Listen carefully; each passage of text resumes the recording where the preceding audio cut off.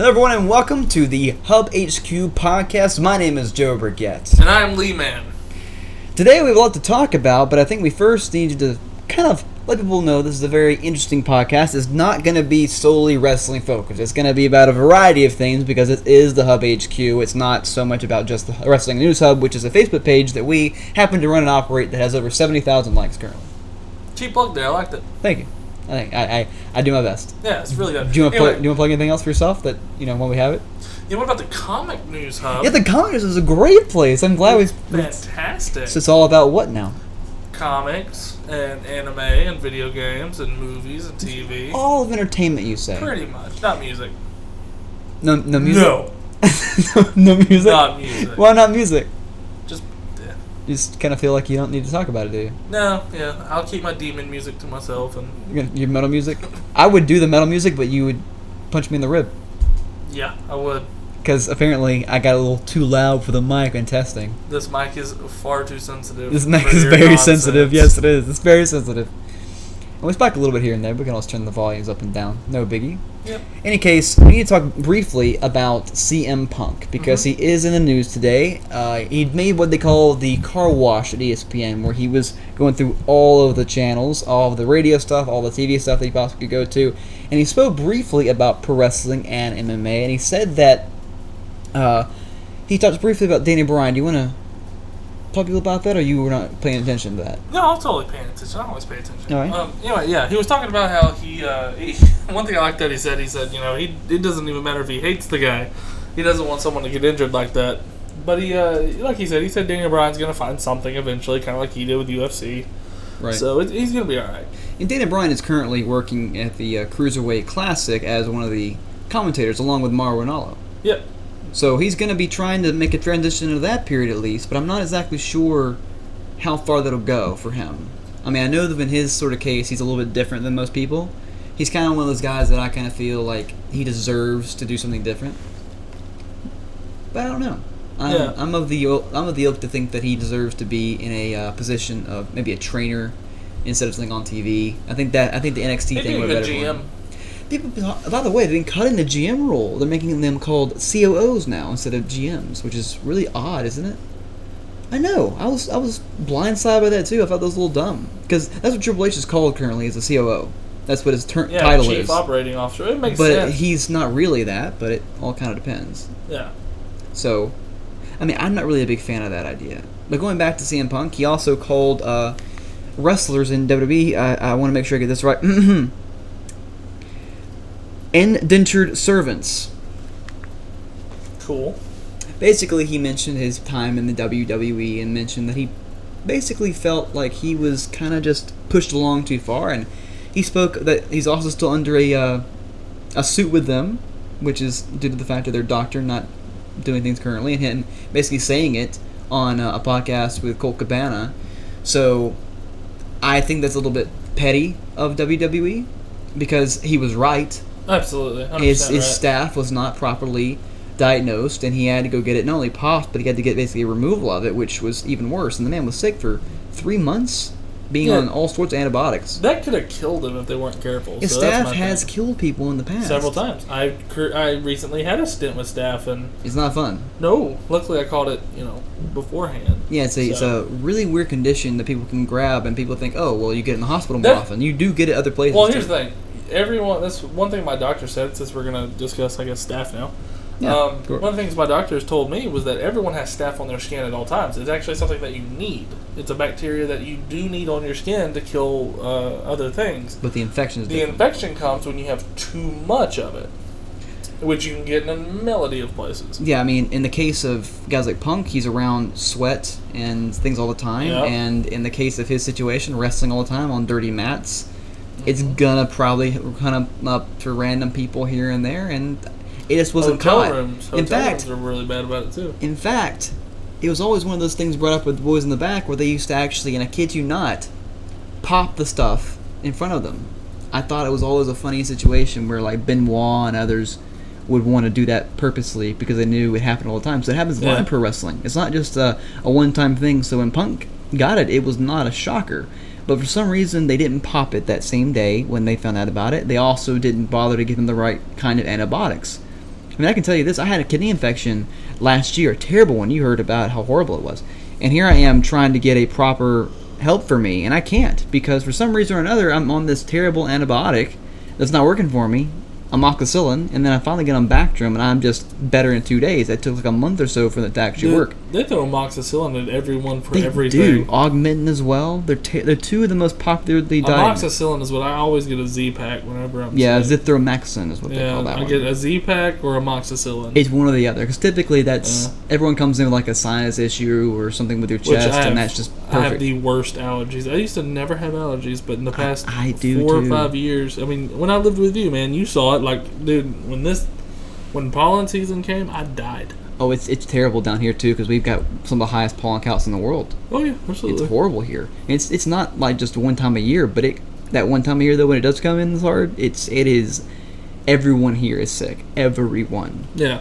And it's just some people get it affected more than others. But yeah, basically Punk basically called them indentured servants, which is understandable, and I can't really disagree with him. Me neither. I don't disagree with Punk, but he is starting to come across at this point as kind of a bitter soul, I guess. I would say that up until a point, but I think the reason I wouldn't this time around is because he was purposely asked. Well, I'll agree with you there. But what I'm saying is that, like, you know, at this point, enough time has passed. Let it go, I guess. Yeah. I mean, but here's the flip to that coin is, I don't disagree with him. Everything he has said, I completely agree with. Up to a point, he's not too far off. I mean, Nope, what he's saying not. is completely accurate, mostly. And justified. And I mean, the man was put into a bad situation too, where he probably would have left in 2011 had they not offered him a pretty good contract. They offered him a lowball deal originally, and he turned it down. And he's like, I'm not going to take this offer, I'm going to leave. And then all of a sudden he got this huge love on all media spectrums everywhere in the world, and it seemed like easy situations for him to basically be like, oh, well, yeah, let's do it. And he stayed on for another 3 years and left in, I think, early 2014. And basically was gone since. It's almost 2 years. A little over 2 years that he's left the company. Does not feel like it's been that long. Yeah, and it's been 5 years almost since that infamous pipe bomb. Yep. Which is insane to think about. I think we're just getting older. I think that's really what it is. So I'm gonna blame you for getting older. Yeah, but I will say this. By the way, you just had a birthday as well. I did. And you spent time with your family for some reason. I don't understand. I went and spent some time with them, watched Money in the Bank at my parents' place, and got to see my nieces. We were going to watch it here, but someone had family things to do, apparently. Well, it was Father's Day, my birthday. Yeah. All in like a 3-day span, and that seems like a personal problem to me. yeah, got all that hot birthday money that went directly towards bills. All your hot birthday money. All that hot birthday money, bro. It's got to be a big deal then if it goes towards bills. I'll tell you this, though. It seems like you're finally, as well as I, getting to a comfortable position. It's coming closely. Yeah, man. I had yeah. I think everyone's been in that position once or twice in their life where they're close to like feeling like everything is terrible and the world hates them, and all of a sudden, pretty much. And all of a sudden, it's like, oh, sunshine, and then it's a rain cloud for like ever. You're walking around with one of those animated rain clouds over your head at all times. It's like one of those you're like under one of those depression commercials, basically. Yeah. And if you do this for $1.99 a day, you can help alleviate. Yeah. That's basically what it is. We need Sarah McLachlan to just follow me around all day. You're becoming a Sarah McLachlan commercial. Yeah, I just need her to follow me around. Of an angel. That's basically what I kind of feel is coming here. Eventually, people are going to follow you. Or it's better than a tuba following you around. That's. I have a glandular disorder. Stop it. Stop it. Okay, we are both terrible human beings, but we need to briefly. I'm fat. I'm okay. We need to talk a little bit about your world of ding anime. I don't know why, but we have to talk about Bloku. Bloku? Yes. Oh yeah, I don't know if anyone, I know you don't watch Dragon Ball Z Super, even though you should. I'm not an anime person, man. Dude, you used to watch Dragon Ball Z and Pokemon. You've told me this numerous times. When I was like, I think maybe 8. Yeah, and it's getting better, and you're going to turn into an 8-year-old again if you watch it. It's fantastic. I've considered watching Dragon Ball. I'm never going to watch Pokemon again. No, don't. Watch Dragon terrible. Ball Z. That and Yu-Gi-Oh! Were two terrible things. I'm telling you right now. Dragon Ball Z, sorry, I heard a noise. Dragon Ball Z has actually gotten so much better because you had Dragon Ball Z come out, then you had Dragon Ball GT, which we do not talk about. And I should state that I watched my first episode of Dragon Ball Z with my roommates maybe a year ago. So this is all new to me. Wait a second. You've never seen Dragon Ball Z up until recently? Yes. And I fell in love with it instantly. That's insane. It's on Cartoon Network since I was a kid. Yeah, I never watched it, man. I was watching like Ninja Turtles, Batman the Animated Series, Power Rangers. Dragon Ball Z just never came up on my radar. How's that possible? I don't know, man. I know when we were growing up, the easy ones to watch were Power Rangers, first and foremost. And then, of course, Ninja Turtles, which was a terrible TV series, by the way. Oh, you shut your mouth. It was a great animated the one. 90s? The animated one was fine. It was the one they did for the live action that was terrible. Oh, yeah, what was it? They tried to push them in with Power Rangers, too. They had the female the one that made no sense. Turtle. Yeah, that was like... The aqua one, yeah. Aquamarine. I thought it was terrible. Like, it was the worst thing. They tried to blend them into the Power Rangers, I think, in space or something one time, and I was very offended by that. Oh, it was so bad, man. It was so bad. And so you can see the problem I had. Like, that was the issue. Well, I never watched that show. I'll tell you this, though. I first saw Dragon Ball Z when I was about maybe... I want to say 11 or 12. Yeah. Because I went to a friend's house, they happened to be watching it, and they were huge fans. And I didn't have Cartoon Network because we just didn't have cable at the time. And we just moved, I think, right over to the new house we were at, which you had lived at previously with me. I did. And we've lived in a lot of places together. Far too many. And so I think the problem is that when I watched it, I didn't really get engrossed with it. If it's on, I was like, okay, I'll watch briefly, but I'm not going to be a massive mark about it. See, I was the same way. Like, I would watch TJ and Brad, who were my roommates. They would be watching episodes. This was before we lived together. I'd be over at their house, and they'd be watching old episodes, and I was like, yeah, okay, cool, it's Dragon Ball Z, that's cool. I mean, I liked Piccolo. I thought Piccolo was cool in the clips that I'd watched. But then they showed me a clip of the fight between Vegeta and Majin Buu. This is so Japanese name, by the way. I just want to point that out. Do you know most of the characters are named after food? I'm not surprised by that. It's Japan. No, well, here's the thing. All the Super Saiyan, all the Saiyans are actually named after vegetables. Kakarot, carrot, radish. Vegeta is just vegetables. So what you're saying is the show's trying to help kids eat their vegetables and fruits. Actually, yeah, in some way. And Boo, his whole clan was named after Cinderella. Because you had Bibbidi, you had Bobbidi, and you had Boo. Just cool things I noticed. Anyway, I saw the episode where Vegeta was facing off with Majin Buu. And Vegeta and Goku were like, yeah, let's go beat him. And Vegeta was like, sure. And then he knocks Goku out and like, no, you've sacrificed yourself enough. It's my turn to be the hero. And he gave this whole long speech about how he finally realized how Goku always beat him. It was because he actually had something worth fighting for. He loved people, and Vegeta never had that. But he does now, and he said, you know what? This sounds very corny. In a way it was, but they did it in such a good way because like he goes up to Majin Buu and is basically like, you know what? I'm taking you with me. And he just powers up all the way and turns to dust. And so corny. Yeah. And then you're I don't feel like I'm interested. Hold on. You're like, okay, cool. He won. But then the saddest part is that Boo just comes right back like he was never touched. So Vegeta killed himself, sacrificed himself to save everyone else for nothing. And it's just that seems like a terrible thing to happen, honestly. So really they get rid of a very powerful character just because of one thing, and then it didn't even matter. It was his complete redemption. Which I'd understand if it actually meant anything. Like, it makes no sense now. It actually did. It did, because they ended up bringing Vegeta back. Okay. They wished him back and stuff like that. But what it was... So they got a Dragon Ball to help him come back, basically. Yeah. Before that, Vegeta... So I follow a little bit there. It was good. Exactly. Before that, Vegeta was so obsessed with beating Goku, he didn't care about his kid, he didn't care about his wife. He was over 9,000, basically. Yes. But in that moment... all that went away. So I thought that was really cool. That kind of got me. So I started watching. And now that Super is out in Japan only, unfortunately, you have all these new characters like Whis and Beerus, who are awesome. Is it all in Japanese? Yeah, it's all subbed. Oh, so which I used to never watch subtitled movies or shows. I used to hate it. Well, they're not good. That's one big reason why. But I wanted to watch Dragon Ball Z Super so bad. I was like, you know what, screw it, I'm going to do it. So I did. But now you have Goku Black, who is... The Black who? the Blacku, whatever, who's the new villain. Bloku, he's basically. Bloku. But anyway, so a lot of people are like wondering who he is, who he could be, and if it's an alternate version of Goku, if it's God of Destruction Goku, if it's not Goku at all, if someone's taken over his body.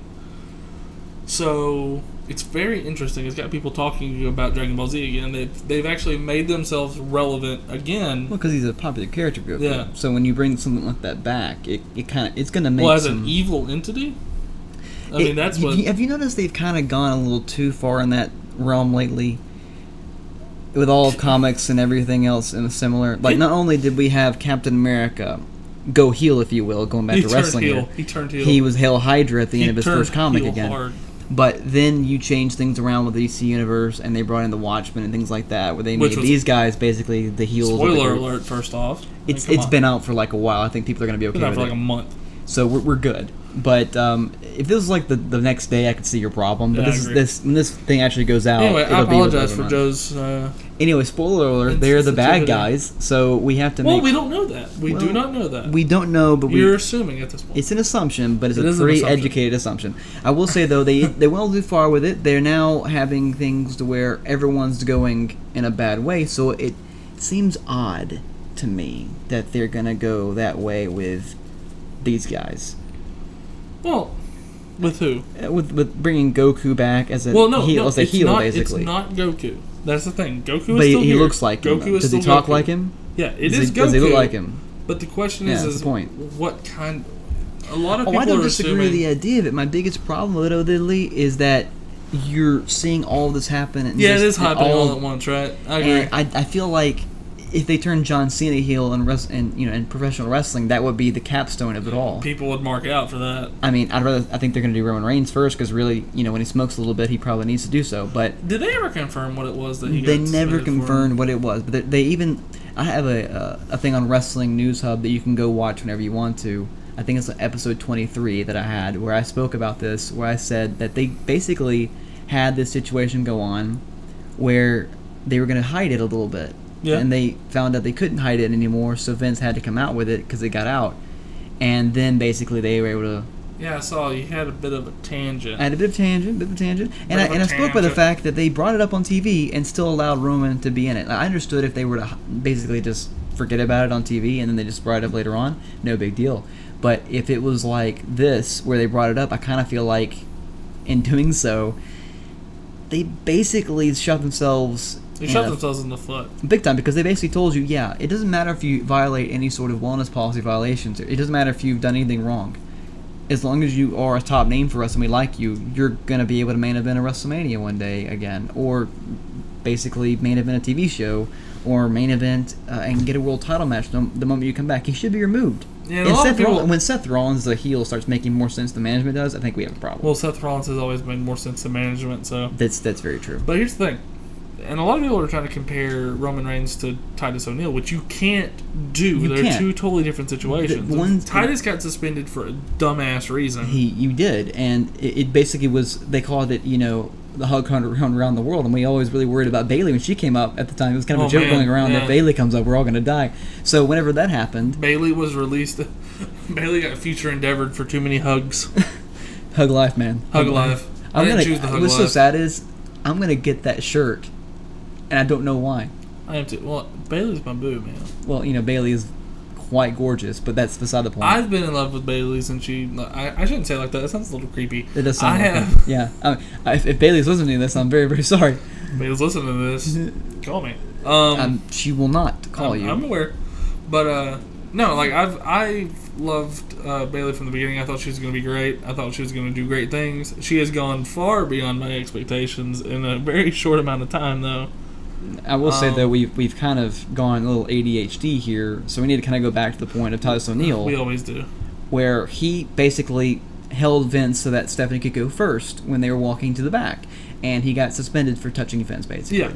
And then Vince realized Vince turned into grumpy old man. Basically what happened was he's going to suspend him for 60 days. Then Triple H was able to talk him down to where he finally got around to 30 days. And so Triple H was like, okay, we gotta suspend you for 30. And of course, Titus being the coolest dude. I may not like his character on TV. I may not like him as an overall competitor. Titus. But I will say that as a man, the dude is fantastic. Oh, God. There's not a better person they can have as an No. ambassador for the company. And I love the fact that he is one of the best company guys you could find. He didn't say a negative word about the suspension, even though he easily could have. Even though he was probably like, this is stupid. And probably the most in the right to do so of anyone ever suspended by the company. Oh, yeah. And of course, this does not count against him in violations because he didn't fail the wellness policy. He just simply hugged someone too much. So basically, Vince, to pay him back for his trouble, gave him a title match. Because I'm pretty sure Vince realized after he did it, he's like, oh, God. So that was stupid. So after he came back, Vince could not back away from his situation, so he allowed the suspension to stay around. But he allowed. And I'm sure they probably still paid him too. Yeah, they most likely did. Because I mean, it was like, listen, we're just gonna keep you. You're just gonna have a vacation. You're on vacation, bro. Which is cool for him. And by the way, you know what he did in his vacation? He still did WWE work and still did ambassador work, still did charity work. Yeah, because the coolest dude in the world. That's why he deserves a championship. I don't know why you don't like O'Neal in the ring. I don't prefer him in the ring. I do not. And I think I don't because he's just not a good worker to me. I disagree. And I think that they kind of, and I proved it this past time around, where his mic work is not all that great whenever they brought the situation up with his family, where it seemed really corny. I love the fact that he's a family guy. I don't really love the fact that he kissed his kid on the lips, but that's beside the point. You know what? To each their own. Yeah, to each. And whatever you do at home is what you do at home, man. But the thing is, do I think he deserves to have a championship again? Yes. Possibly. I don't know if it's this one. Do you think we'll see Titus O'Neal anytime soon? He did not work well as a heel. The dude is just too good of a dude. He's too nice. And everyone knows how great of a guy he is as an ambassador for the company. But hold on, that being said, they did bring Seth Rollins back heel even though he was hotter than he had ever been before. They're still cheering him too. And then humanized him with a 24 segment that made you feel sorry for him.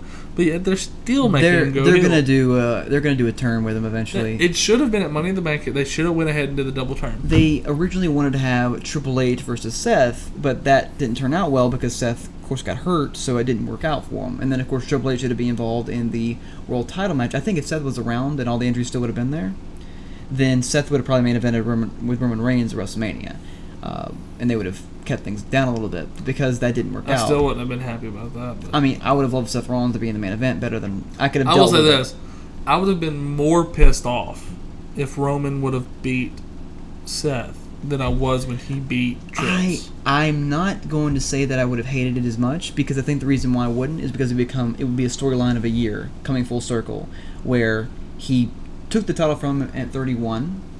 So at 31, he cashes in on him, and at 32, Reigns gets the win over Seth and kind of pays him back for his due. Yeah. And here's the thing. He still hasn't beaten Seth yet. Seth cleanly beat him at Money in the Bank. Yep, he did. And so going into Battleground, I hope if anyone does take the title from Dean Ambrose, which I hope he doesn't have, but if he does do it, I think it should be Seth. Well, if numbers dictate anything, Dean Ambrose is a draw. That does make... I mean, think about it, too. Seth Rollins, Dean Ambrose, and Roman Reigns all came up at the same time, all won championships in the singles world, all are now former or current world champion. And now, all held the championship in the same night. Which is weird, but true. Which took me like a week to figure out. I know, it's kind of sad. Anyway, so that being said, weird case scenario here in the fact of Dean, because if Dean holds the title for a month, he said he can hold the title. That's all well and good. As long as he doesn't lose it the first night, he comes with it like a Zack Ryder thing. I think everyone's cool with it. Or Christian. But because it didn't happen, I think that his holding on to the title, at least for a month, is fine. The thing is, though, numbers proved in a lot of events, especially lately, that Roman Reigns is not as much of a draw as Dean Ambrose. And Dean Ambrose is doing it with half the promotion behind him. Yeah, no kidding. So allow him to get the promotion behind him and imagine what he could do. Like, imagine that guy. And it seems like he's not the face. He doesn't fit as the face, but he's like a Stone Cold Steve Austin to me. Stone Cold Steve Austin was never a good face for the company. He is like a mixture of Stone Cold and CM Punk all rolled up into one. He's got the work rate and the mic skills of both. Yeah. And it's amazing. And I relate him a lot to Stone Cold because Stone Cold was never the company guy. He was always the anti-company guy. He was always the guy that tried to bring the bosses down. Like, he was always... His biggest thing in the world, probably the biggest thing ever in wrestling, was Vince versus Stone Cold.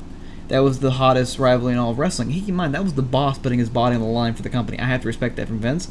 But you have a guy like Dean Ambrose who clearly is not the best looking guy in the world. He's not a guy you can put on a ton of posters. He got Renee Young. He got Renee Young, and he's still going to be the idolization of all men because of it.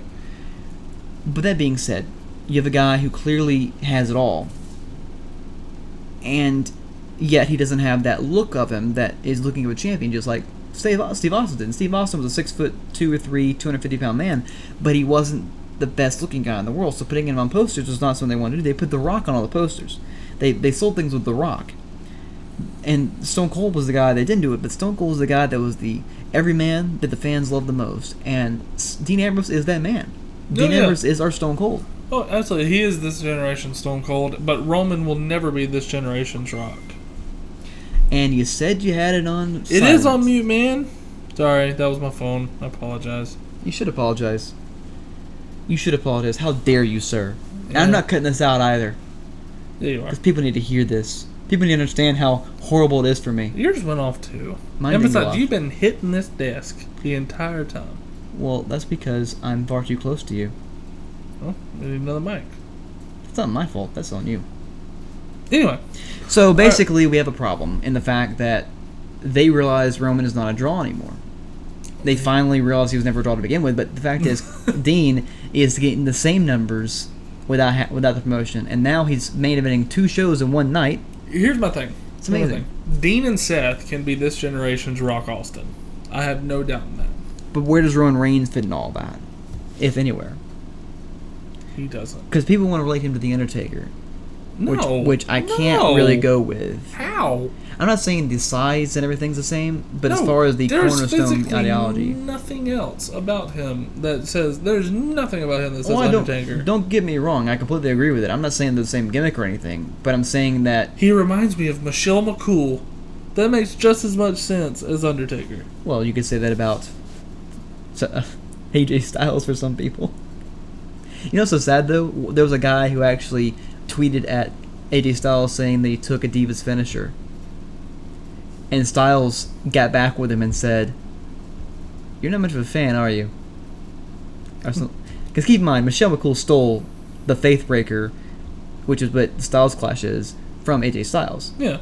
And everyone knew it. It was an open secret, basically. And she said when she was asked about it, "I saw someone do it on TV, and I took it. It didn't matter to say who she got it from or anything."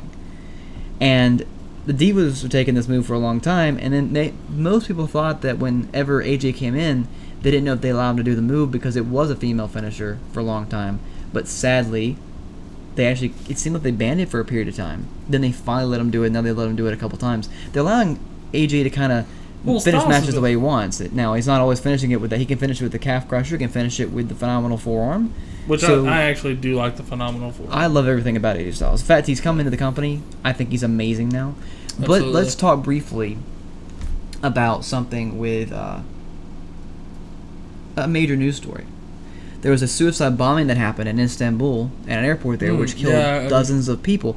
And keep in mind, it says at least, we're seeing this on Yahoo now, and at least 36 people are dead and 147 others wounded after multiple suicide bombings at Istanbul's Ataturk. I can't pronounce that word. Can you pronounce it? Ataturk International Airport. Yeah, I think it's Ataturk. And that happened on Tuesday night. According to Turkish officials, Yahoo News is providing live coverage of the attacks. If you want to check them out for the coverage of it, you can. But basically, I don't understand these things, guys. I mean, can you keep in mind there was just something that happened with a terrorist-like thing that happened in Orlando, where we had the largest mass shooting in U.S. history. Well, unless you count like the Civil War and things like that, but that's beside the point. Well, no, this was there's a difference. It's That's a single. war. Well, there's a That's single war. mass shooting basically. Yeah. But if we're talking about wars, things like that, or we talk about the fact that civil rights people were killed, things like that. We're gonna lay those out of the equation here. Yeah, this is a big deal, and keep in mind, people want to relate Muslims to the situation. People want to relate guns to the problem. Yeah. But you have two sides of the argument. You have the conservatives saying it's all Muslims. You have people on one side saying it's all guns, and they want to ban both. Oh yeah, absolutely. And me and you have had many discussions on. This is coming. I want you to understand. This is coming from you. You are a gun owner. Yes. A proud gun owner. Proud gun owner. Yes. You also I own 3 now. I sold one. And I'll be getting my first as soon as possible.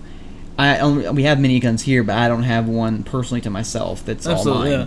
But you have told me many, many times that you work in a pawn shop and you sell guns in the pawn shop all the time. I sell to the public. And you have told me on multiple occasions that the background checks need to be better. Oh, they're atrocious. They really are.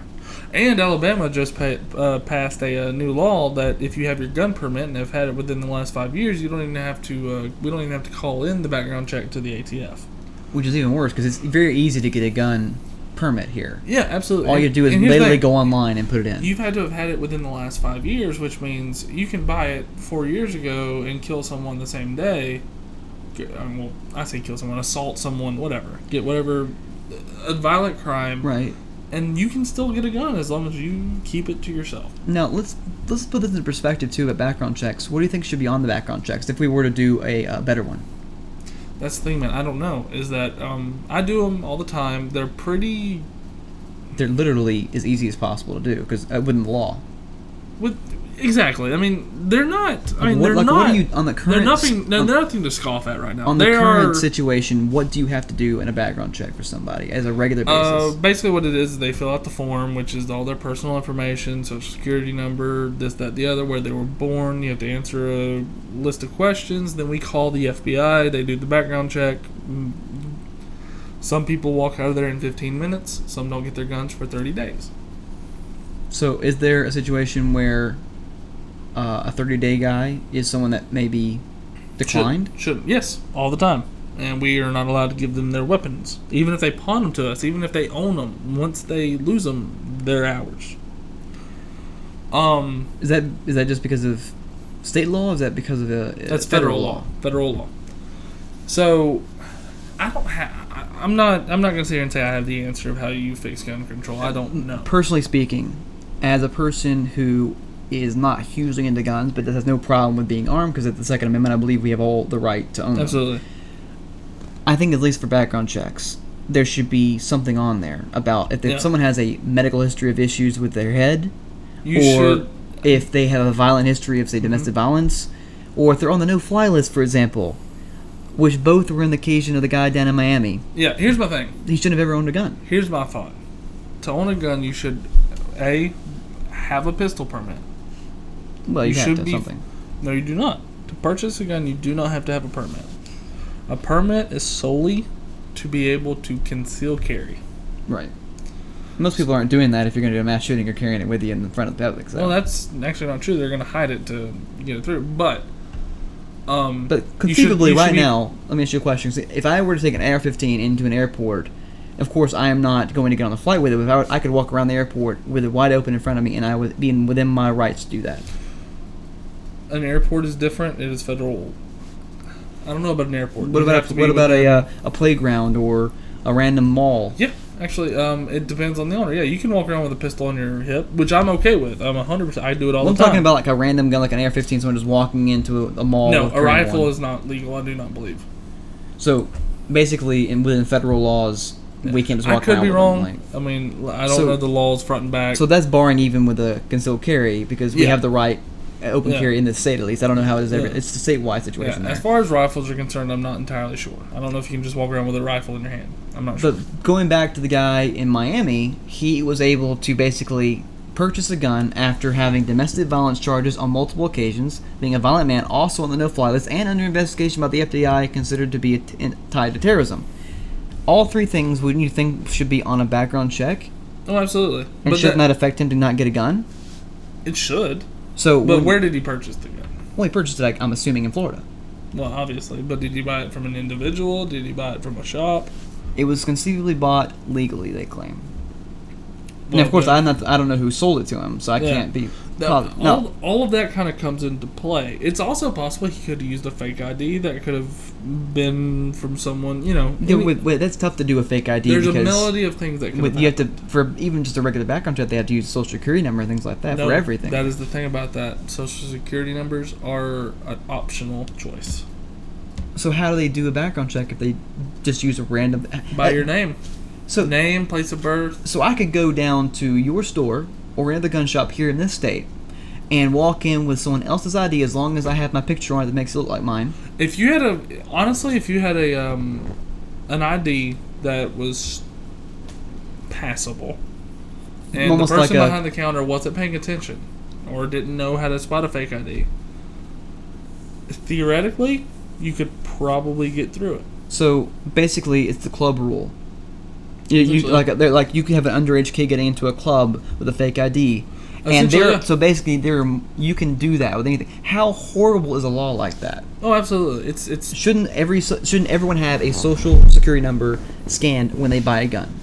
Should it not be a major law? But that being said, if it's someone from another country, what does it matter then? Because they already have other papers that then basically are able to show them then. Exactly. So they're going to be here legally. If they're here legally, then they can't purchase things like that. That's true as well. So, and you also can't get a gun permit either, I assume, without using your social, correct? Oh man, it's been a while since I bought mine. I think I gave my social. I don't remember if it was optional or not though. But I know on gun paperwork it is optional. Yeah, when you're buying the gun. When you're buying the gun, it's an optional choice. So theoretically, it doesn't mean you're going to get through because the ATF could realize, hey, this doesn't make sense, this, that, and the other, whatever. But theoretically, with a fake ID, you could buy a gun. So if he had a fake ID, that could have come into play. Because it could have been someone else's name. Yeah. That's a but legit here's the person. thing. It could have also been a legal purchase if let's say if I bought a gun from you. If you gave me a bill of sale, that is a legal purchase. Right. Now, that doesn't matter then because those are different laws, I assume. Mm-hmm. Here's the thing with that, though. I don't mind if something like that were to occur. My biggest issue is, in your case or in a random gun shop, my biggest problem is they have the rights and the need to make things a little tougher for people, especially just to make sure that things are done well. Yeah. I'm not saying that when you walk in you should have it harder to buy a gun. I think people who are obviously in a situation where they are doing nothing wrong, they are good people who want to just own a gun, I think those people shouldn't have a problem because they clearly have differentiate? That's the problem. That's why I say background checks need to be a little tougher. That's why I think they should have socials. That's why they should have. Here's my thoughts. If you want a decent background check, everyone should have to get a gun permit before they purchase a gun. Even though it's not feasible, I think everyone should have a medical and mental evaluation before a gun is purchased. But I understand if that can't be done. I do too, but it needs to be done. They need to figure out a way because that's what's happening. Those are the people who are falling through the cracks. But two, on top of that, this man had a documented domestic violence suits against him. Exactly, which should keep him from purchasing a gun. He's also on the no-fly list. Which tells me one of two things. The background check wasn't run, or he bought it from an individual legally. Now here's the thing, even if he bought it, here's the thing, people are going to bring up, I love the conservative answer to this, where they say, well, these guys are buying guns illegally. Well, yeah, of course they are. And no one's disclaiming that. But for him to not need to do that and going to buy a gun legally, he's then proving, hey, that's the thing. You're basically saying to me that just because you can buy it illegally, we shouldn't change our background checks. This man could have very well purchased it from a gun owner or a gun shop, both of which should do things correctly with selling their guns. I believe that gun shows, they don't do any sort of thing like that at all. They just basically give you the gun if you buy it, which I think is wrong as well. I think you should definitely do a background check for anyone who wants to get a gun. I don't care what kind it is. Some people from gun shows do require. There are good ones out there who do require you to have a background check. But most of them do not. Most of them don't.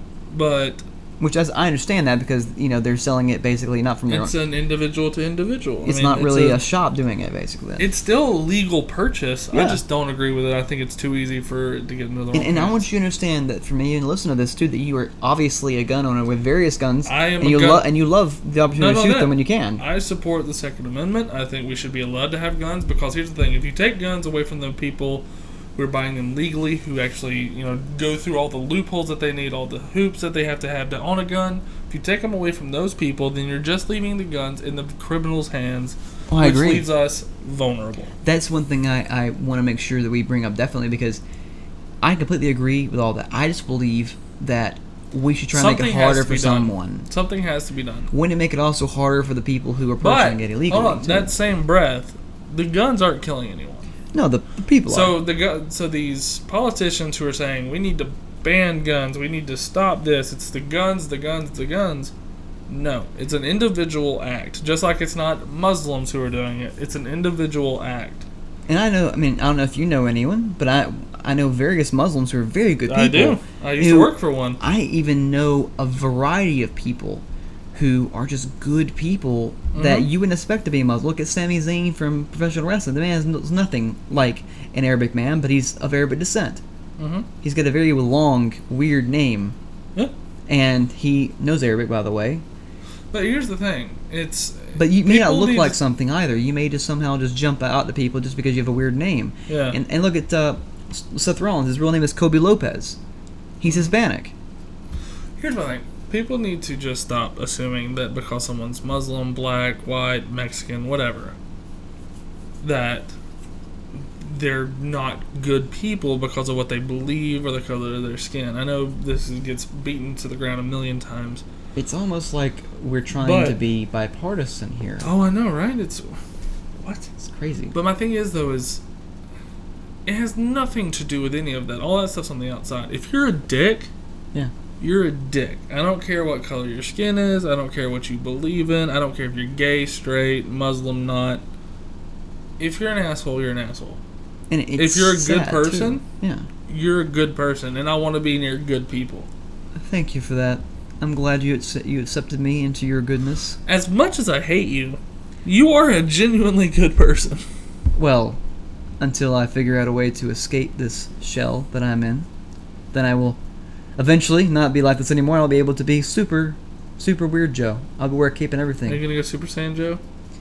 That means I have to spike my hair again. I don't think we want that. No one wants you to No one wants that. That seems to be that's idea. my political rant. Here's the thing, too. I completely agree. But going back to the Turkish bombings, these are suicide bombers. Which, mind you, are just like the French thing that happened. Which are not guns. But we should ban bombs now. All those people who say it's just guns, we have one that's not guns. I mean, if someone wants to kill someone bad enough, they'll use a spoon. It doesn't matter.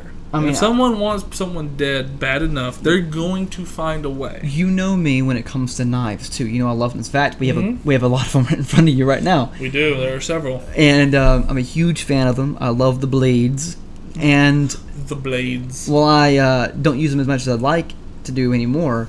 I was a huge fan of. Hold on. Use them for what? I am not liberty to say. Okay, cool. But if I wanted to kill someone, it wouldn't be a hard thing to do. I got enough of sharp knives around here that can kill anything that's up close to me, and I like that. Here's the thing. But the real problem, though, is that regardless of knives, regardless of anything else, it's all about the person. Yeah, it's a heart thing, not a gun thing. Which I know that sounds uber cliche, but it's not so much cliche. It's fact, really. It is fact, man. I mean, the weapon can't do anything without the person holding it. So to blame a gun for killing someone is stupid. Blame the individual, blame the person who pulled the trigger, blame the people who actually killed the people. I agree. I think it's very difficult to blame anything but that. And I don't think it's a religion. I don't think it's a gun. I think it's really all about the person. Yeah. And if we escape all that, then we still talk about the bombings in Turkey. I mean, this whole situation that happened, it was all built on the person doing it. It wasn't even the bomb that did it. It was the person making the bomb and putting it on themselves to do suicidal things. Yep. Unfortunately, some people are evil. It's just a fact. It doesn't seem to get close to you. They don't seem to want to think that. They want to just blame something or another. They can't just get past that one fact that there are some out there who just flat out evil. Everyone wants a scapegoat, man. I don't know if you heard about this years ago, but there was a guy who killed his mom and his sister. Yeah.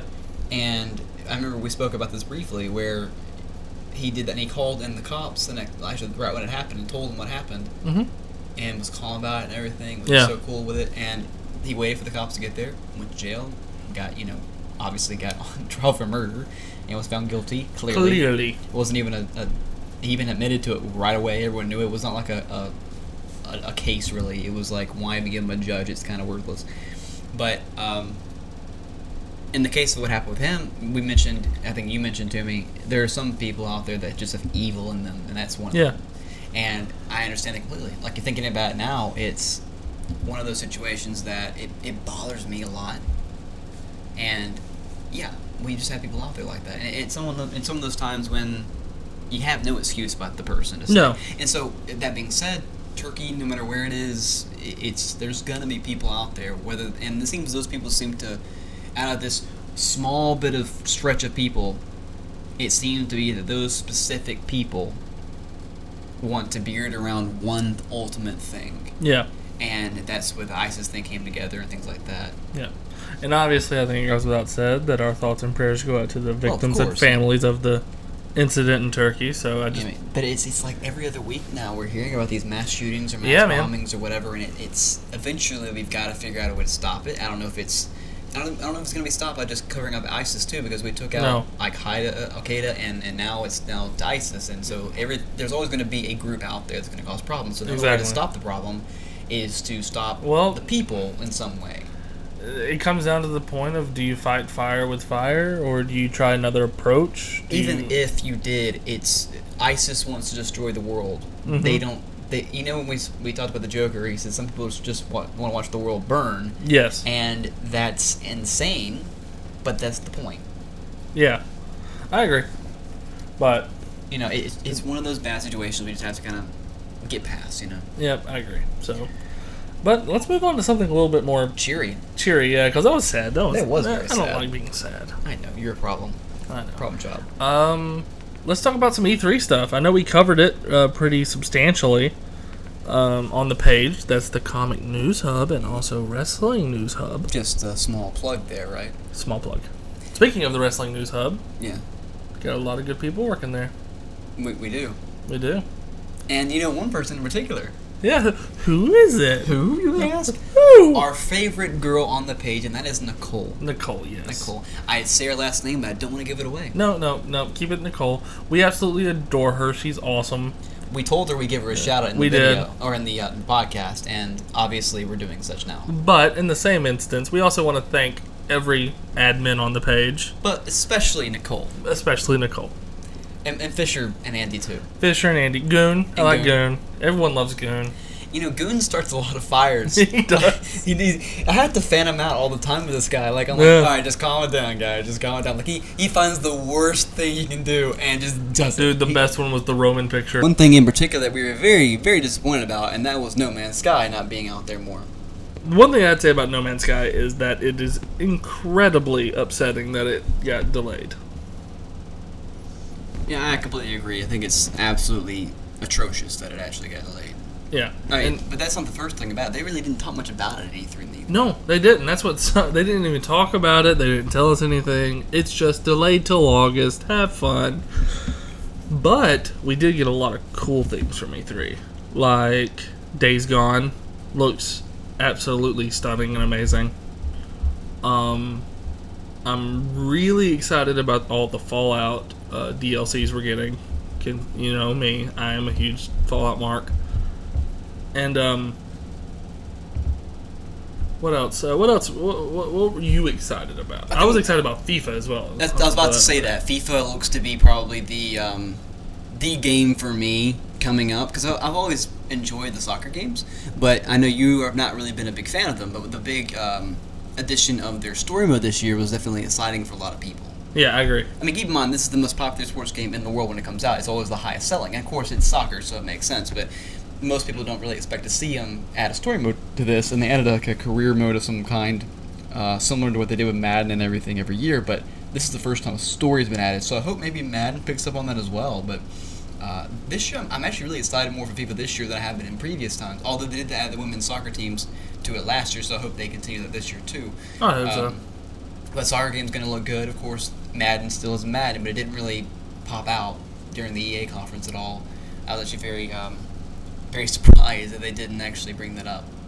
Yeah, I agree. But past that, really, there's nothing that EA showed me that I was really excited about. I mean, even Call of Duty and things like that, and Battlefield, all those things. I wasn't impressed with Call of Duty or Battlefield. I mean, they didn't have anything on Call of Duty, I don't think. Maybe Infinite Warfare, they showed They showed a brief bit of it. And of course, EA's commented Battlefield a little bit, but it was not really...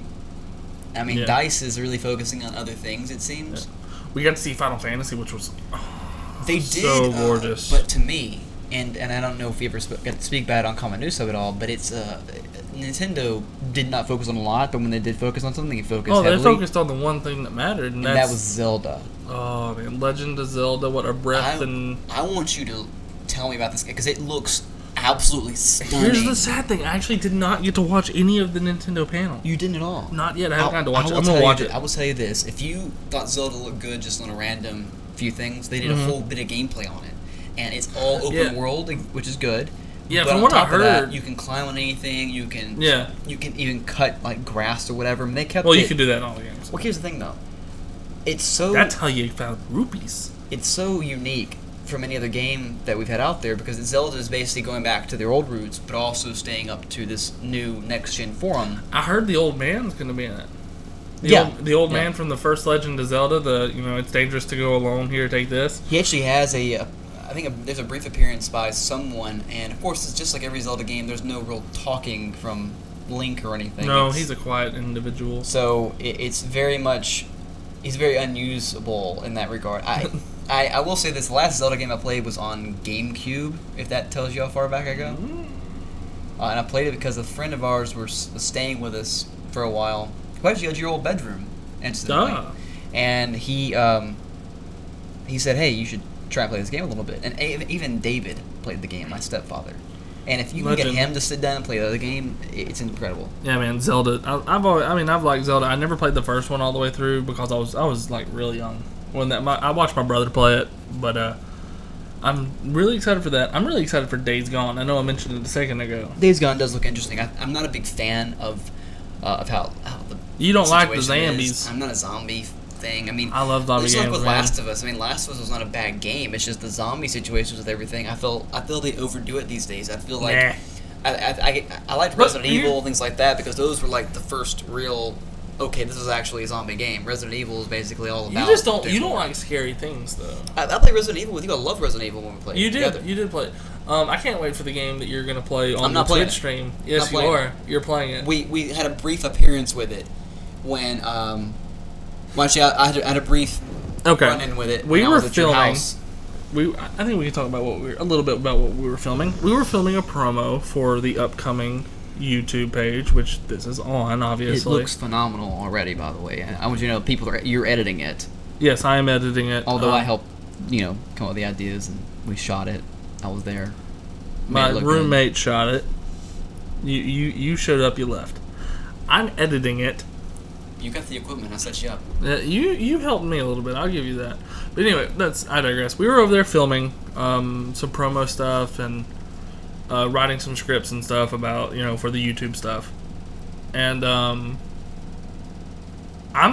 he's going to play. There's a certain game. It's on Steam. It's called Sophie's Curse. It's terrible. Probably one of the most terrifying games I've played. I was freaking out about it with one of just a few things that I saw, and I was already done with it the first second. But you made me watch another one. I was like, okay, we'll watch it. And then of course I had no choice anyway. How about this? I'll make you a deal. No. I'll make you a deal. I think you'll accept this. Oh, okay. I'll play the game, but you have to sit here and the reactions with me. I have a very bad heart, and so do you. Who's the one with the heart condition here, brother? You're setting yourself up for death, sir. That's okay. So, you rather have a heart attack? If it means I get to see you freak out over a scary game, absolutely. That is a risk I will take. This also means I get to get rid of you, too. Oh, yeah, you could try. Am I on your insurance? Of course not. Do I get anything in your death? No. I get satisfaction, right? I'm not even going to give you that. I'm going to be stuffed and mounted and placed in your house. I God forbid that actually happens, like some sort of glorified ram that I picked up somewhere. No. Just I'm going to be like... just going to be pointing at you the whole time. But anyway, it's a terrifying game. It's really well done. It's very simple too. Like it's not a hard game. That's the thing. It's just trying to scare you. It's extremely hard. It is extremely difficult. I've played it a little bit. It doesn't seem like it's hard. It just seems like it's very scary all the time. That's the hard part about it, man. Is that you have to choose: do I let this light go out and stay in my safe zone, or do I go get the light because your safe zone changes? Your safe zone may change to where that light's out. So you have to make a lot of decisions, and they're all based on fear. It's awesome. I love that game, and so we're gonna be playing that on Twitch here soon. You'll be playing it on Twitch. I'm not playing it. Well, I'll be playing it on Twitch here soon, and me and Joseph will be reacting to it. No, I do not like. We're gonna set it up on the big old TV here. He knows I hate games like this. Oh, I absolutely know you do. Like he knows I'm a sports talk. I'm an adventure game fan. I like the Zelda games. I like Uncharted, things like that. Which, by the way, Uncharted is fantastic. If you haven't played it yet, it's really, really good. I know you've. I'm working on it. I'm about close to halfway through it. You've never really been a big Uncharted guy, though. Mm-mm. That's the real interesting part about this. I think you should also play the other 3, but... I played the other 3. But I will say that if you haven't played the 3 yet, you can still play 4 and most likely be just as good going into it. 4's fantastic. One of my favorite games I've ever played. It should win Game of the Year if No Man's Sky is delayed even more so than it already is. Oh, my God. There's a lot of other games coming out this year, though, that we have to discuss. Horizon. Horizon looks very, very good. We have, I think, Mafia 3 coming out, which also looks good. Did you hear the villain's supposed to be? He's basically Trump. Why am I not surprised by that? It's perfect, actually. Like, I wish I would be surprised, but I'm not actually surprised by that. No. I mean, but it's going to be a good game. E3 was great this year. I enjoyed it. I like E3. Comic-Con's coming up very, very soon as well. Very, very soon. We'll find out more about things like Suicide Squad and, of course, Doctor Strange and various other ones that are coming out this year. The Marvel and DCUs. There's a lot of superhero movies coming out. I think it's, one every month or every other month? Superhero is the new in drama. It was action in the 80s. It was westerns in the... I was going to say it's westerns when my parents were growing up. Yeah, in like the that's what 50s, I said, 60s, 70s. Yeah. Then it was action movies. Yeah, late 70s and 80s action. Of course, 90s had action too. Mm-hmm. And then the 2000s seemed to be starting the revolution of superheroes. It was the action briefly in there too, and comedies definitely were huge. But nowadays, superheroes dominate. Actually, just nerd culture in general. Which is good. I mean, you're going to find people like Tina Fey standing out when she would have stood out back in 1980. Yeah, see, that's my thing. My people are coming out now. Which makes us look better. The nerd culture. That makes the good-looking girls... make us. Yeah, we're in now. Yeah, that's a big deal, actually. We're in. So that's awesome. Maybe not. I'm always in, but you're. See a lot of cute girls at the comic book store. Which is why I need to keep going. Which is surprising. How's it surprising? Just because the area, man. It's like you're in a good area for that, though. We are, but the comic book shop is kind of like hidden almost. So it's not surprising that there's a very gorgeous girls place, there. Though. So I guess so. Like but if you go to which 2 places out in the area? I know you go to a few of them. Legion is where I go. It's a very fantastic store. It's a fantastic store. I love Legion. I mean, if you are out there trying to buy comics, you can always buy them online. By the way, not sponsored yet. We're not sponsored. We're not sponsored yet. No. Eventually, when we get a lot of likes on this thing, we will. Who knows? Yeah, I think that eventually, though, comics will fall to something else, but for now, it's the best. We got a good couple decades though. Keep in mind, I mean, all the movies that DC has just not even made yet. Oh, we got and the fact that Marvel's still going, and they got Doctor Strange, which is one of my favorite overall superheroes, the Sorcerer Supreme, they say. Yes. Now, what do you know about Doctor Strange, and what can you tell us in a brief period that will make us decide about watching Benedict Cumberbatch play him? Well, first off, I think he's perfect for the role. The perfect casting. I will say this: the one thing that's always stood out to me about Doctor Strange is he has probably one of the stupidest origins. One of the dumbest. Well, which one? Origins. Because there are a couple. No, his main one is where he's a doctor, obviously. He's a surgeon, and he breaks his hands. He has a wreck. His hands are broken, and he breaks his among other hands, things. And so, like, he loses his job, and all. And I get it. But it's just such a stupid origin. But it seems like they're actually going to make it pretty cool in the movie. Well, according to what I know about Doctor Strange, which again is one of my favorite villain heroes, is that he's come similar to Dr. Fate out of the DC universe. So if you know anything about Dr. Fate, it's very, very similar. Oh, dude, by the way, I'm going to cut you off for a second. Okay. Have you been reading the Injustice comics? I briefly glanced a couple. I have not seen them. Alright, there's a YouTube channel that's not us. His name is Comic Storian. If you're into comics and stuff like that, go give him a like, watch his videos. What he does is he breaks down the comics into, like, he condenses them into the important parts and reads them dramatically back to you, as he says. So, get caught up on Injustice there. But there's this one cool part in Injustice where Black Canary is killed, essentially. She's, like, bleeding out. Wonder Woman ran her through the back with a sword. Or through the gut, whatever. Anyway, she's bleeding out. Dr. Fate just shows up, looks at her, and he's like, it's her fate to die. And it pans up to Dr. Fate, you just see his face, and he just goes, F Fate. And he grabs her, and he takes her into another dimension, heals her, and she's in another dimension where there is no war. And she lost Oliver in Injustice. Oliver got killed. So he takes her to a dimension where Oliver had lost his Dinah. So she gets to live out her life happily with her husband. So he takes her to one of the multiverses, basically.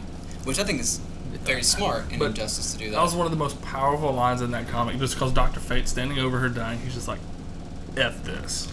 Keep in mind, Dr. Fate, again, a great overall person from the comic books as well. I like him better than I like Doctor Strange. Here's the thing. He has a great overall story. Various people have played the Dr. Fate role, but there's one in particular. But if you look at Dr. Fate over a period of time...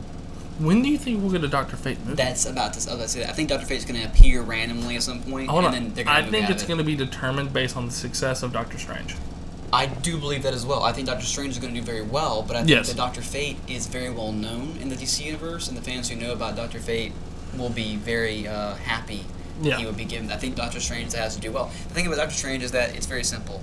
He was a conceited man who was a very successful surgeon who basically kind of said, hey, I'll do your surgery for the right price. He never did a charitable thing in his life. There's a lot of surgeons who do charitable things, not only because of the fact that it looks good, but because it's good press, but it makes the hospital look good, things like that. So he never did that. He never wanted it. It's always about the price for him. Then one day he has a wreck, has multiple issues, and his hands just are the ones that would not heal. And he got offered a role to be kind of over the head of the department, but he wanted to be a surgeon. Yep. He wanted that back. And they said, no, you can't. And they did multiple surgeries, nothing worked for him. And he ends up basically falling down on his luck. And that allowed him to run into someone who basically told him, if you climb to this mountain in the middle of nowhere, basically, and he keep in mind, he became poor through all this too. Like, he was the most. He lost everything, man. He was a rich man. He not only lost because they would have allowed him to have the hospital stuff.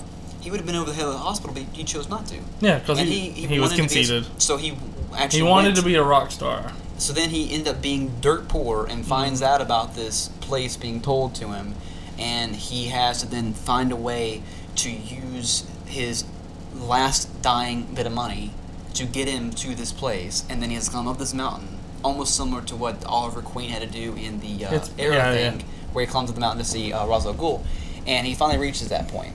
And then he meets, of course, the Sorcerer Supreme at the time, and a story ensues from there, which is one of the most amazing stories to me in all of comics. It's just one of those stories that is such a good origin if you let it play out in front of you. If you're trying to read it, it's very difficult to follow, but if you were to watch either the animated movie on it or just the movie coming out soon, which is going to be a lot more fun, you'll probably be able to see what we're talking about here. And of course, that's not the only one. We have Suicide Squad as well, which is, of course... And by the way, it wasn't Sorcerer Supreme, it's the Ancient One. Oh, my apologies, the Ancient One. The Ancient One. Who was he was trying to give the Sorcerer Supreme job to someone, trying to find the right person at the time.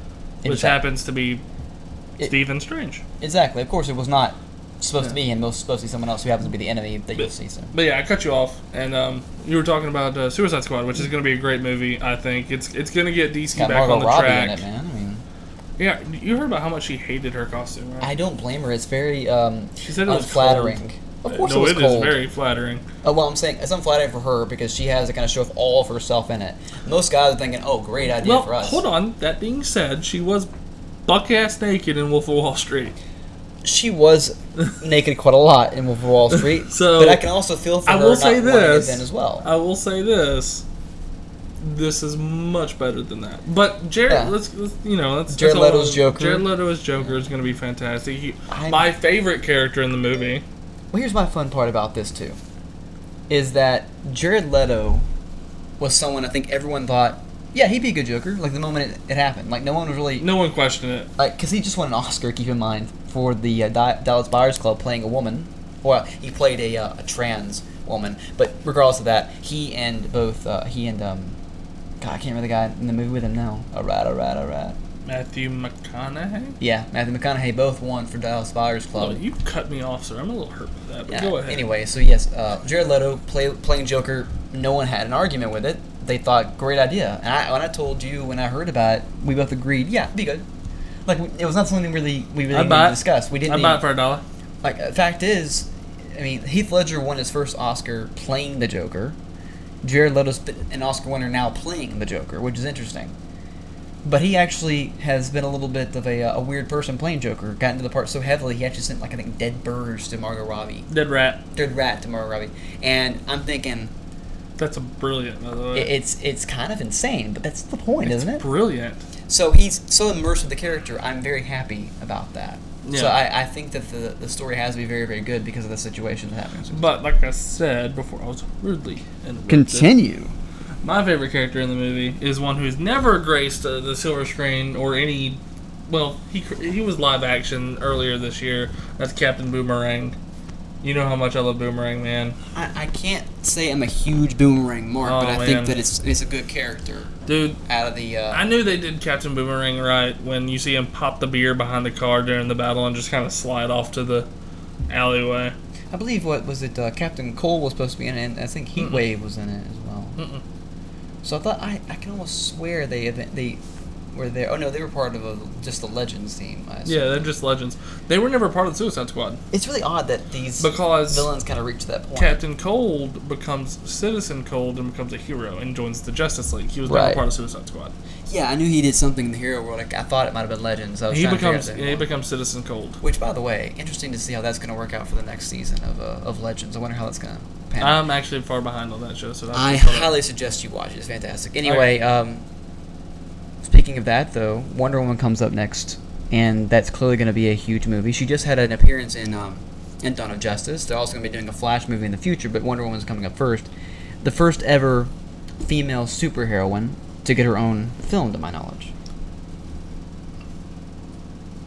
We're going to chalk that up to a maybe, because Supergirl had a movie. Did she have a movie? She did. I thought she was just part of Superman. This is the first movie to have a female lead superhero and a female director. That is very true. But Supergirl had a movie, I'm almost positive. I thought she was just part of Superman. No, I'm pretty... Well, let's look that one up. But we'll have to fact check me, but I'm pretty sure Supergirl had a movie. She's either the first or second, and Gal Gadot played a really good Wonder Woman. I was very on the fence about that, and I have to admit I was wrong about her playing it. I just do feel that Wonder Woman was a little bit bigger, and I kind of expected to see that. So I'm a big fan of the idea of it. Yeah, Supergirl looks to have a movie, in 84? 84, yeah. So yeah, no one really cares about that movie apparently. But it existed. It does exist. It does exist. And if you are a big Supergirl fan, I apologize for that. I'm happy she's at CW at least. That's good. Oh yeah. Anyway, going back to Wonder Woman, second superheroine to have her own film. First to have a female lead and director. It's really awkward to have a female director with a situation with a female lead because typically when you see these movies like that, it's not... I think it's perfect. Not very common, but the fact that it's happening this way, especially in a superhero... Well, she's the first female to do a superhero movie, I assume. Yeah. It's really odd there, because it's a brilliant casting thing you do here. Although she's not a cast, she's the director. It's really moved by the studio to think, we need to put a superhero movie together with a woman, and let's make it a girl director too. Yeah. And I think that they stay true to the idea of it, and that makes it better to me. Of course, Chris Pratt. I agree. No, Chris Pratt. What's his name now? Can't remember his name. He's Kirk from Star Trek. I'm having a terrible... It's Chris Pine. Chris Pine, yes. You were doing horrible P's are difficult today. Yeah, I'm not very good with them. He's not good with P's. I was thinking of Chris Pratt. No, that's Marvel. So yes, Chris Pine is playing in the movie, or it's in the movie. Mm-hmm. Word Stuff today. Playing Trevor, I think. Yeah, Steve Trevor. Steve Trevor, I think. Yeah. Who is obviously the male lead in this movie? Who's basically in the comics, he is part of the armed forces, but somehow finds his way into running into Wonder Woman. And in the comics, he was kind of her liaison in modern day. Right. But I don't know how they're going to do it here, but I'm okay with it. Yeah, because she was back and forth between time, which is interesting to the character. I wanted him to play. She doesn't live in the world we all live in, if we will. Well, no, what it is that she's very old. She is, but she doesn't look that because she's from this Amazonian place. She's from Themyscira. Yeah, Themyscira. You have to add that little bit of a Mexican tone to it. I don't think you have to. I'm going to do it. Do whatever you want, bro. Themyscira, yes. I believe is what it is. It's not Themyscira. It's Themyscira. Yes, and they do that as a way to basically tell you this is a female place, guys. But after that, really, what superhero movies are standing out to you that would be interesting to come up if there aren't any plans? I think Black Panther's one to me, but I don't know about you. I mean, you got Black Panther, you got Green Lanterns. The Green Lanterns. Green Lantern Corps, I think is what it's going to be called. That'd be interesting. I think that will they bring didn't they bring Ryan Reynolds back into that? No, they're going to. It looks like they're going to go with Jon Stewart for the. Actually, no. From what I'm hearing, it might be Kyle Rayner. Kyle Rayner. Interesting casting choice. What was he, like the third guy? Third, but most popular. I think Hal Jordan's the most popular. Well, Hal Jordan. Jon Stewart, I think. Hal Jordan is also only. Them two are only the most well known because they've been around the longest. Kyle is the most popular as far as popular opinion. Among the Hal's people. a dick. John's too gruff. Kyle is the only one who is actually pure-hearted. So he's just right. Because Kyle was the first person to ever become a White Lantern. Interesting.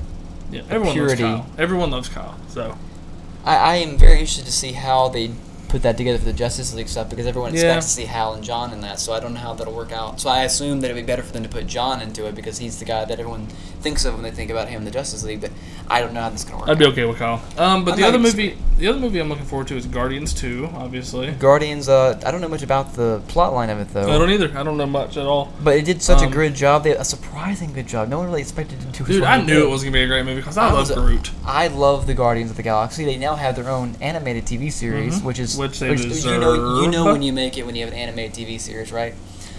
And of course, Spider-Man, they call it Homecoming. Homecoming's gonna be good. I wasn't on the fence about Spider-Man, the guy who's playing him. Then I saw the movie for Civil War, and I was blown away at how well he played him. And then, of course, having the idea of Here's my thing. Iron Man or Tony Stark just in the living room with Hot Aunt May. I say this: how Tony Stark, Hot May is what I'm calling her. How Robert Downey Jr. is Tony Stark, and how Wolverine or Hugh Jackman is Wolverine. I think that this new kid is Spider-Man. Tom Holland, to me, is Peter Parker.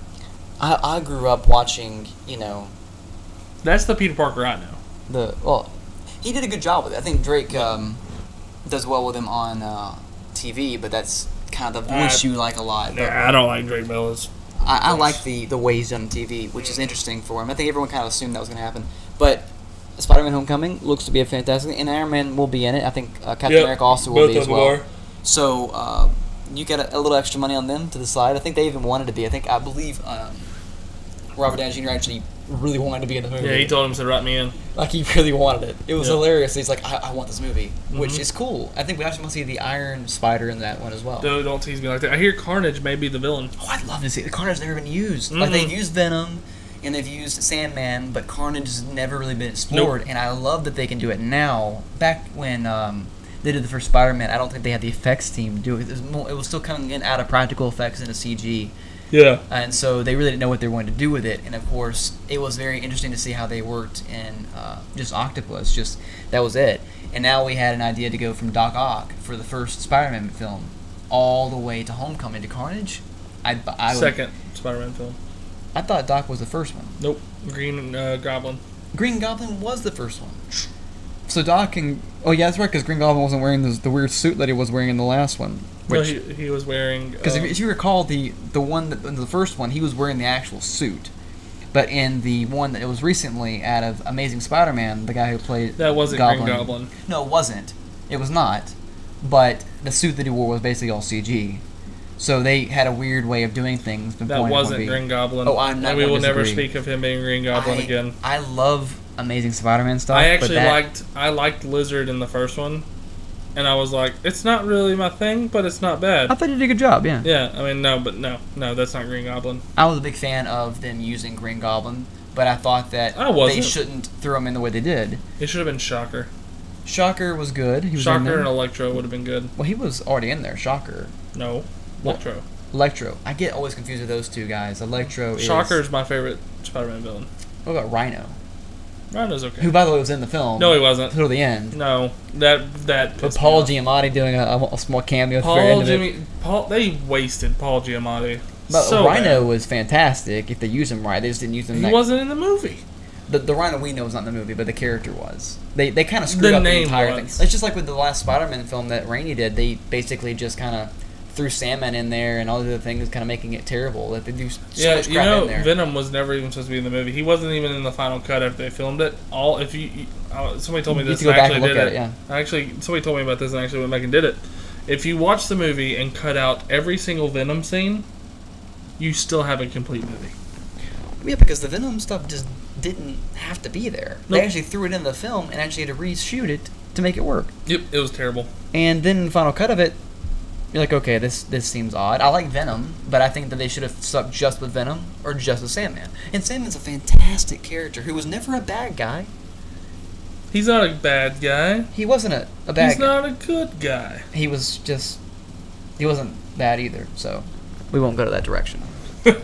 This isn't even a wrestling podcast. It's more like an all things podcast. But I will say this, too. And you'll say it with me, too. I know you'll agree. Sandman was never really a bad dude. It's just that he had to do what he had to do, and he did it for the price. It depends on what incarnation. There are some incarnations. There are hundreds of incarnations. It's not like Sandman. Mr. It's not like Mr. Freeze, who was doing it because he was trying to save his wife. But keep in mind that Sandman never wanted to be Sandman. It just happened to him. Yeah, and, of course, his daughter was at risk, and he needed to save her, and did everything he could to do that.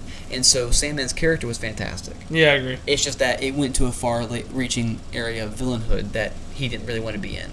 And they eventually found a way to make that work. Yep, I agree. So, this is the last part of the show. Is there anything you'd like to say before we go?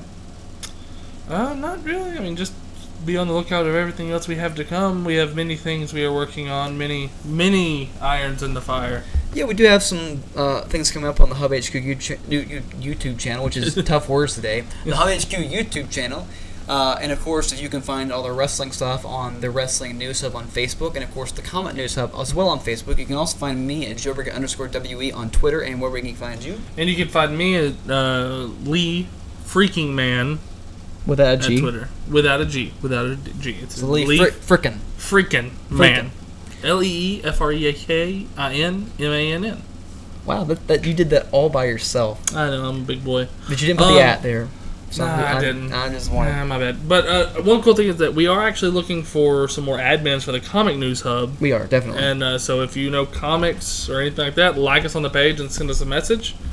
Maybe we can add you as an admin. Comics, video games, all of entertainment, all on that page. We definitely need help with it. So if you know anything about that, which I'm sure many of you do, just give us a message and we will probably use you very simply. So that's all we got to say today, guys. And we'll do another we'll do live videos on the page every single day for Wrestling News Hub. But we'll be doing another podcast like this in the future. So stay tuned for that. And we'll also be streaming on Twitch here periodically. So keep a lookout for that. At the HubHQ. Yep, the HubHQ at Twitch. We'll see you guys there and everywhere else on our platforms. Adios.